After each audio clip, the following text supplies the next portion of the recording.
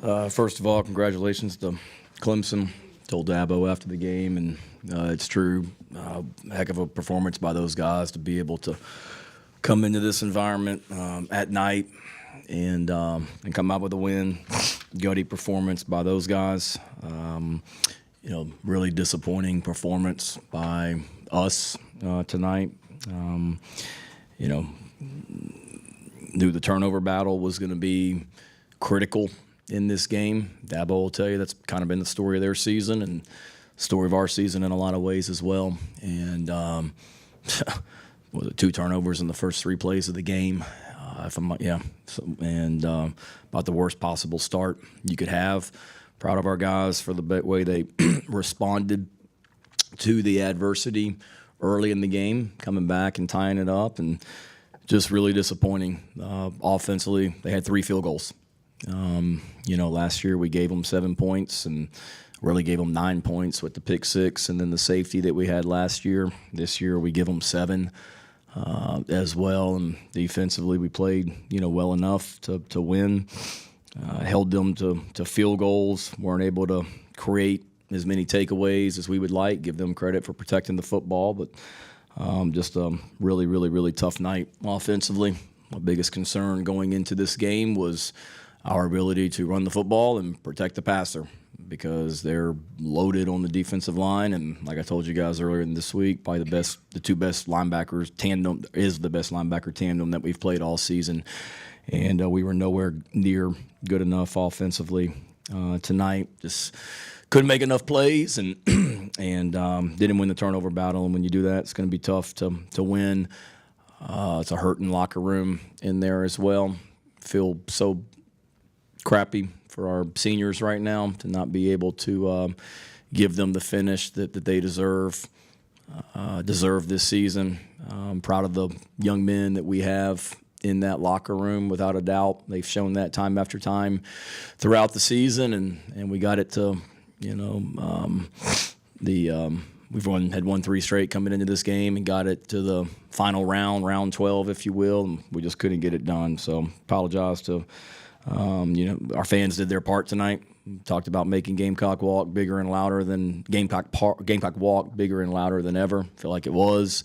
Talked about making this stadium louder than it's ever been, and I'm not so sure it wasn't. I mean, it was awesome out there tonight. But in the end, they made enough plays and really played well defensively. Questions? Raise your hand. We'll get a microphone to you, David. Shane, I know it's just right after the game, but just this season, was there one overarching problem that seemed to be in the way that said that's why we're not getting over the hump and having the success that we thought we could have?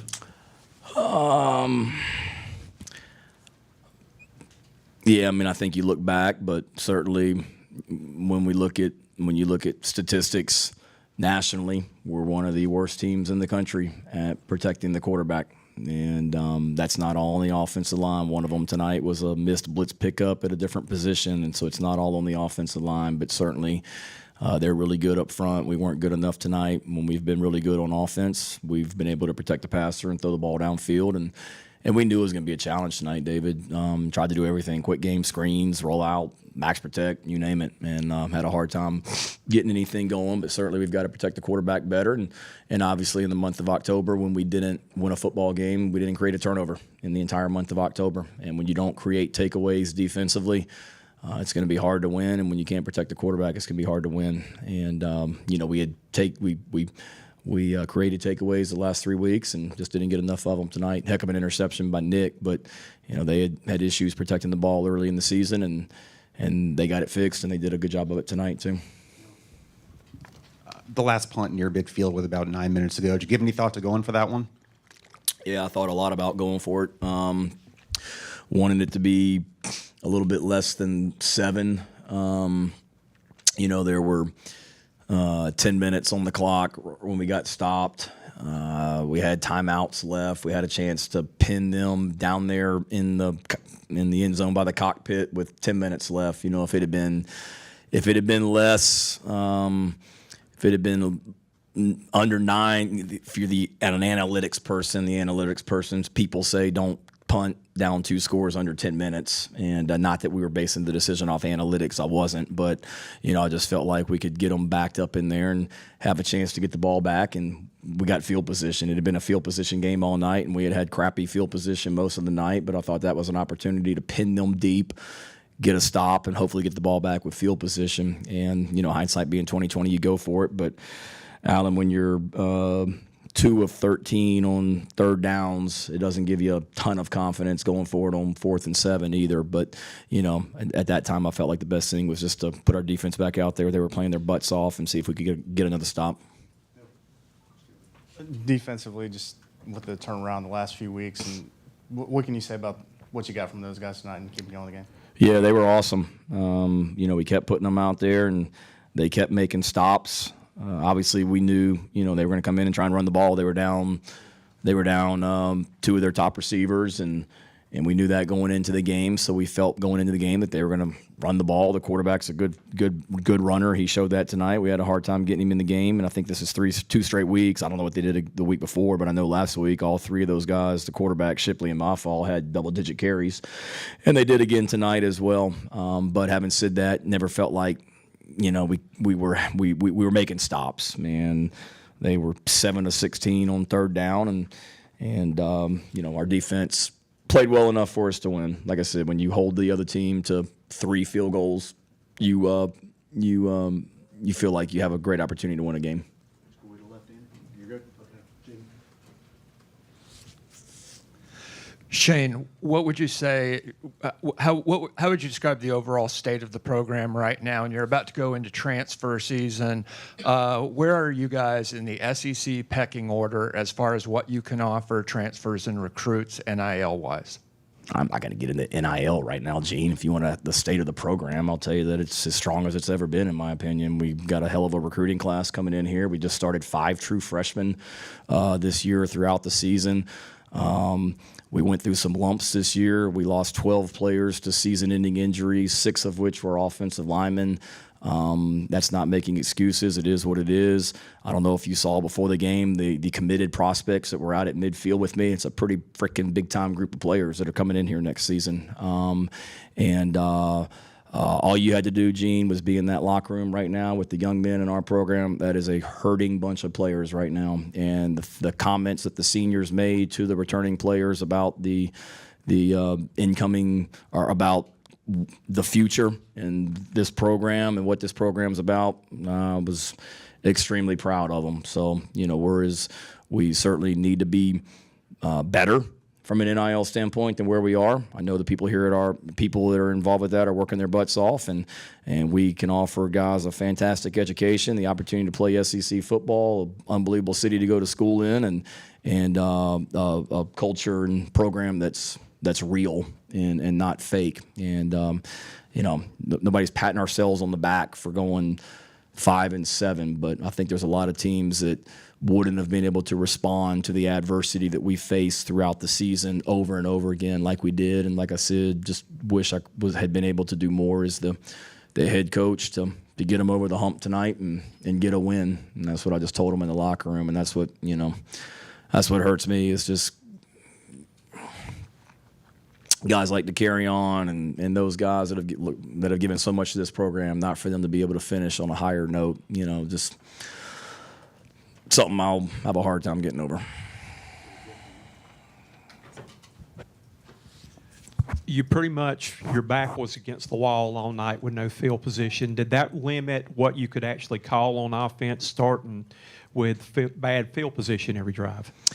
It didn't help, but not necessarily. To me, if you're backed up on the 1 or 2 yard line, that's one thing. It's not ideal against that defense. I mean, they're really, really good, as you guys know, and it's tough to just drive the ball down the field on them. And the shorter the field, the better the better it is for you. But it didn't really prevent what we were able to call. We tried to, like I said, mix it up and called everything just to try and help get something started, and just couldn't sustain it.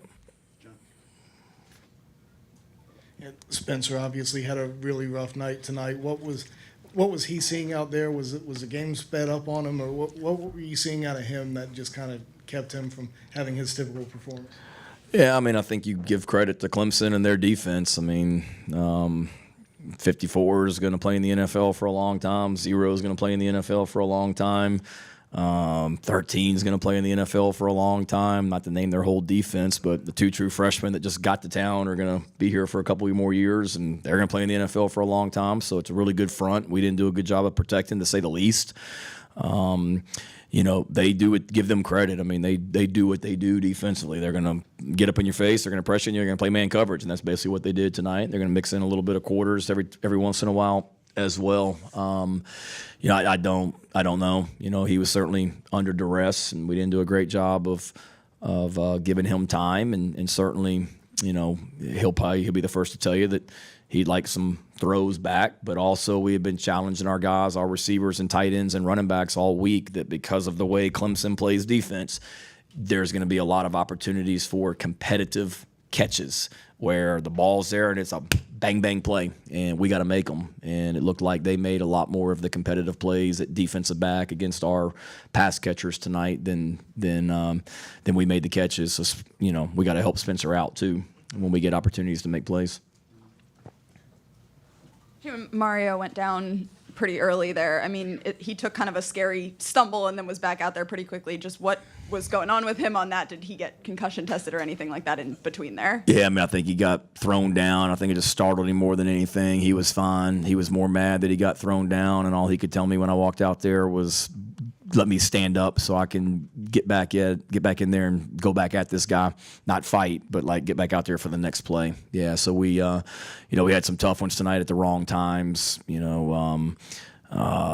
TJ Sanders, we lost him for a while tonight. That was tough at a critical time. He ended up coming back, but he lost the bulk of time. Jalen Kilgore, we lost him to a hamstring, so that's why Quan Banks was in there at the end as well. So 2 key players on defense that we lost for some considerable amount of time, but Mario was fine. He was cleared to go back in. Shane, obviously you're thinking about this one, but what's kind of tomorrow and the next week? What's kind of on the off-season checklist of things you're looking at over the next couple weeks and months? To get better. Players are off tomorrow. Get their any injuries checked out, and we'll come in tomorrow or on. We got a couple of recruits in this weekend. One on an official visit, so I'll have recruiting meetings all day tomorrow. Meet with the players on Monday. Kind of recap everything and get a plan going forward. Got exams coming up in a couple of weeks, so we got to finish up the academic year strong. We're able to go out on the road recruiting. I think it's Friday. That's when the contact period opens. So I'll be out recruiting on Friday and around our players as much as possible this month as well. So if you look at who's coming back, and we had some guys that walked tonight in senior night that can come back, and optimistic that some of those guys will. And if you look at who is returning, we got a hurt for these seniors right now. So I'm not trying to look ahead to 2024 right now, but we got a hell of a team coming back next year, and strong group of people, unbelievable freshman class coming in. We've got to get a lot better. We got to be better as coaches because we weren't good enough tonight. But we also, did some really good things this year. We just couldn't quite get over the hump enough times. Coach, the last couple of games, I guess 24 points in the last 2 games, with an offense that's been as explosive as you guys have been for large chunks of the season. Kind of how frustrating has it been to go into these last 2 games and really have to rely on your defense to pull these out? Yeah, it's been frustrating.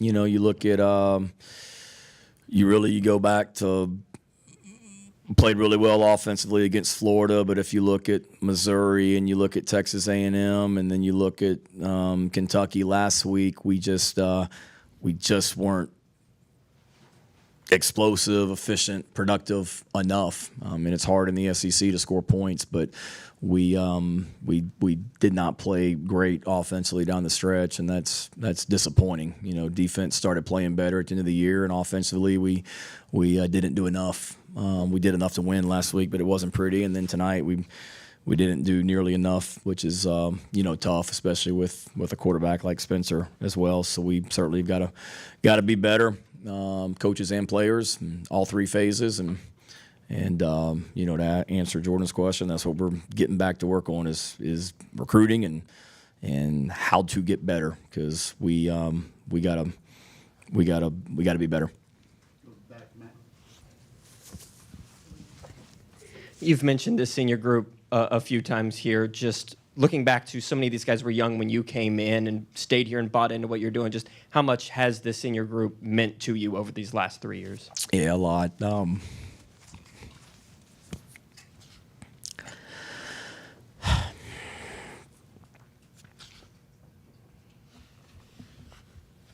We talked. Sorry.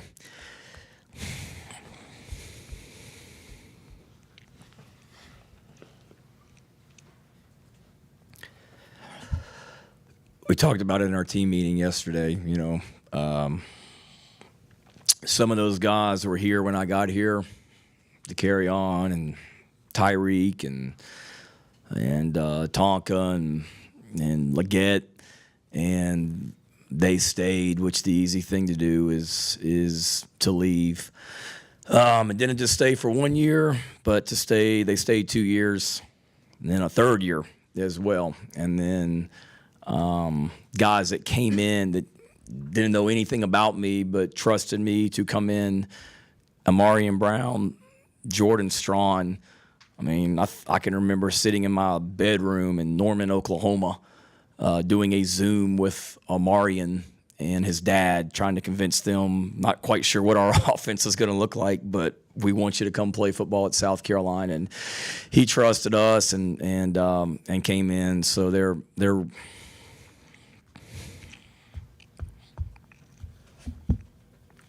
awesome. Shane, kind of going off of that, just what are you going to remember most about this team and the guys in that locker room? Just their fight. Sorry, I'm so emotional. They're a great group of guys. And went through a lot this year, the injuries, throughout the year, and they just kept hanging in there. And if any team had a reason to just throw in the towel and say, what, it just ain't our year. Another offensive lineman got hurt, or we're starting another freshman on defense. Heartbreaking loss to Florida, whatever it might be. This team easily could have, and they never did. And I know I told you guys how much I enjoyed coming in the building each and every week or each and every Sunday, regardless of what had happened the day before. It's the truth, and it's because of these guys. They're just a lot of fun to be around, and that's the hardest thing about being 5-7 and not getting that 6th win is not being able to spend the next month with them and all that. That's tough. You wrote that article on the Carry On, didn't you? Yeah. That was awesome. Awesome. He actually, at the hotel we stay at before home games, they put a newspaper in my room on Fridays. So I always read it on the way to the movie, and the players are like, wow, haven't seen anybody actually read a newspaper in a long time. And I'm like, well, I do, but I was reading it last night. My dad still gets a newspaper every day at his house, so we're newspaper people. But I gave that to the Carry On the bus last night on the way to the movie, and it was pretty cool, his reaction and all that as well. So it's a heck of a story. Thank you, guys.